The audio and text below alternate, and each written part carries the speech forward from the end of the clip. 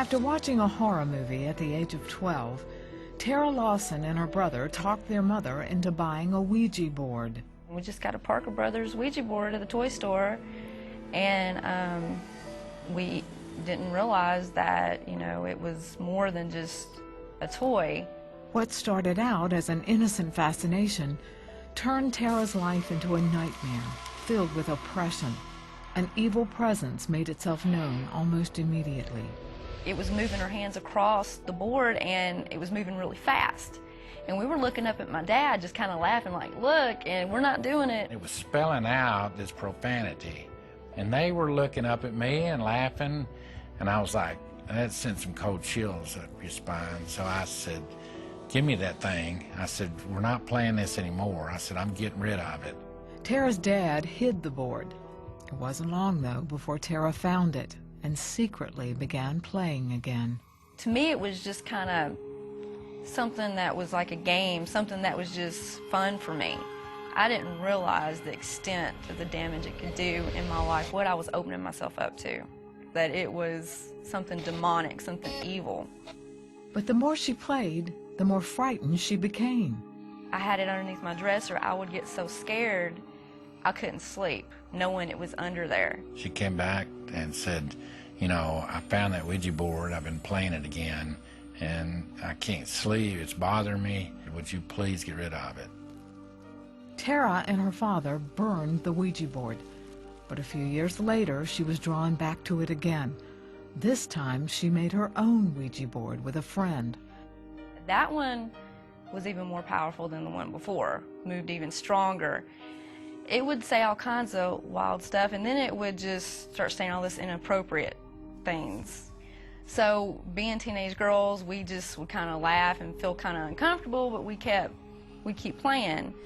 And I could tell it was spelling something, but it was going so fast I couldn't tell what it was spelling, but I saw my name, and it was saying, I'm going to kill you, Tara. I'm going to kill you, Tara, over and over.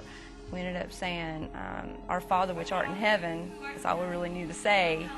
And it went to goodbye immediately. She stopped playing with the Ouija board, but Tara's life was dominated by loneliness and fear. I felt so alone. I felt like I didn't have anybody. It's almost like I was under this dark cloud of oppression. I opened that door to evil into my life. It brought in destruction. It brought in a dark oppression over my life. It seemed like everything from that point forward was spiraling downward. Strange things occurred around her. Objects moved through her room at night, and loud noises would echo through the house when no one else was home. I heard them stomping up and down the hall, and I thought, oh, my dad's home, and he is not too happy. And so I ended up looking out in the hall, and there was nobody there.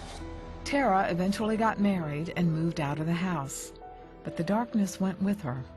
I would hear this loud, evil chanting. I didn't understand the language. It didn't really sound like a human voice. It didn't sound like a human voice could talk in that tone and be that loud. Then, late one night, he was still up and I was asleep, and he looked in the hall and he saw this dark figure in the hall.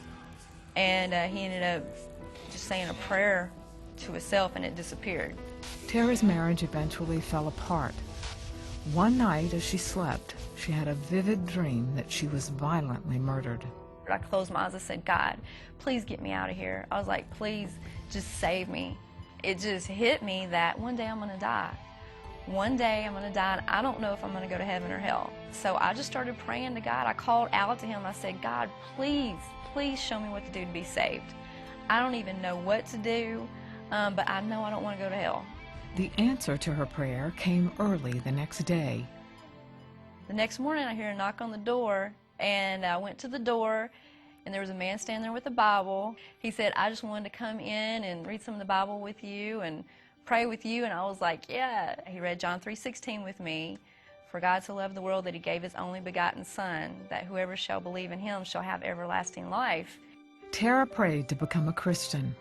Her life was instantly transformed.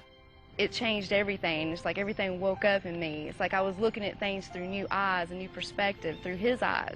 I mean, it was just, I was changing day by day. I've never felt that kind of love before in my life. And it was just amazing how quickly that transformation took place when his presence came into my life. It was darkness into light. Tara is now a prayer counselor with the 700 Club. Her days of darkness are a distant memory, yet now serve as a warning to others. The Ouija board was just an open door for all that took place. And the only thing that stopped it was me turning my life over to Jesus. I feel like he's always there protecting me, and I don't have anything to worry about. He's right there guarding over me, looking after me. Even when I'm alone, I don't feel alone because I feel like he's right there with me, and he's never going to leave me, he's never going to forsake me. He made my life beautiful. He can make anyone's life beautiful.